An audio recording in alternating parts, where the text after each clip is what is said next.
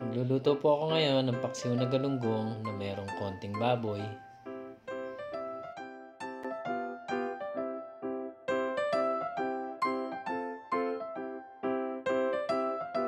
Prepare ko na ang ampalaya kasi ibababad ko pa ito sa tubig na may asin.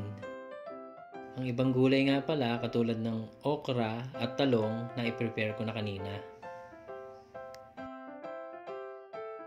Pinalambutan ko na nga pala itong pork na isasahog ko.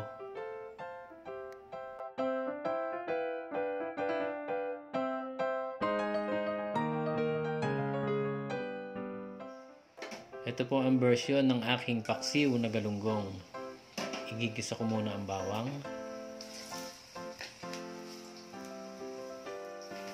Sibuyas.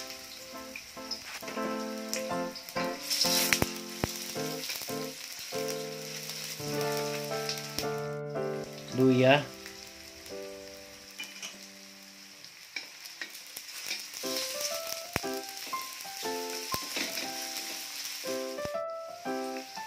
At yung nilaga kong baboy.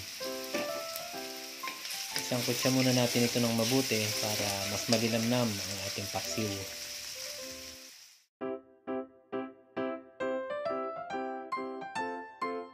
At ngayon ilalagay ko na ang galunggong,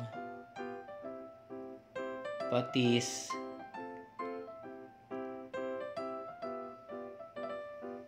pamintang buo, at ang suka.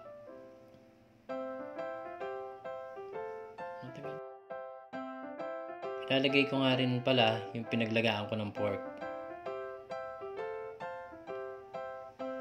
Lagay na rin natin yung mga gulay. Ayan, yung okra, talong, ampalaya, at siling haba.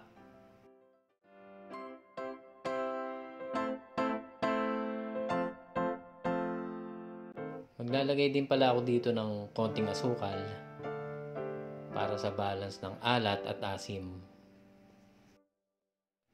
Ayan, luto na ang ating paksiw na galunggong na mayroong konting pork.